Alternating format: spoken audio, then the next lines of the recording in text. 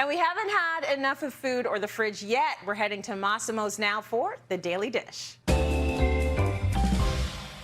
He's making us a Kofta pizza. So here's what you need. Some pizza dough, tomato sauce, mozzarella, Kofta beef, bell peppers, and arugula. Sounds simple and amazing. Great combination, spiced beef and pizza. Right up my alley, chef. So how do we start this one? All right. Well, listen, very, very simple. First of all, you have to make the dough. So you don't have to make the dough at home, but you can buy it in a supermarket. Normally, they sell it in 1 pound size. So if you want to make 2 personal pizzas that are like at the restaurant, like in my restaurant and many others, you have to split that dough in half, fold it a little bit, and then let it rise. Then what we have to do is we take the dough and we flour it nicely, just like so. You prepare yourself a bowl with flour and you put it in nicely, boom, put it on a table. You can have it on a board, on a marble would be even better. If you want it round, the ball has to be round, okay, and you squeeze it down. Don't worry too much about the middle because the middle will come along by itself. Don't use a rolling pin. Very important you use your hand. So when it's like that, you can start stretching it like this. You can practice and do the slap, just like the Napolitana style, or you can just roll it basically like this, like most people would do. Okay, you get it to about 30 centimeters or 12 inches, and that's about it. That looks amazing, Yeah. But obviously we're looking at a pro here. Why would you stay away from using the roller? Is it because it rolls out of all of the air out of the dough? Exactly. Oh, okay. And that's not what you want. The hand movement is what makes it. Now, what do you put on a pizza? You don't put tomato sauce that is cooked. Absolutely. You open yourself the best can of plum tomatoes that you can find in the market.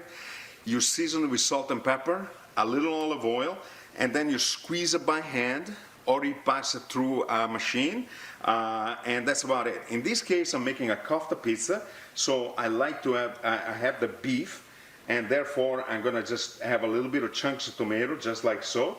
Super, super simple. And you don't need that much. About 3 ounces of tomato for a 30 centimeter pizza, more than enough. Beef kofta. You know that I have that partnership with Mohammed Fakir from Paramount Fine Food, and we developed a beautiful halal-style pizza, Italian pizza halal, all purely halal. So we have the beef kofta because it has a lot of influences from Lebanon, and therefore we make beef kofta. This is very easy. Ground beef, lots of ground onion, lots of garlic, lots of Italian parsley, and then you can buy the Kofta spices, or you can blend your own. And believe me, every town in Lebanon and every town in Syria and everywhere from Morocco on, they'll make this, but they'll make it with different spices. So what I did is I took the beef and I actually sauteed it. Okay, so it's already mostly cooked. I mean, it's got to be cooked. Don't kill it. Don't over crispen it.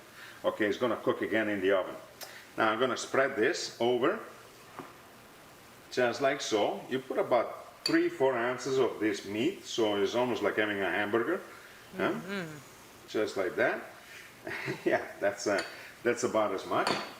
Now we're gonna put a little bit of mozzarella cheese, and I don't like to kill it with the mozzarella cheese. Why not? I want everything to just come out. Why? Well, because there is good, and then there is not enough, there is good, and then there is excess. Excess is never good. And then we put on little roasted peppers, okay?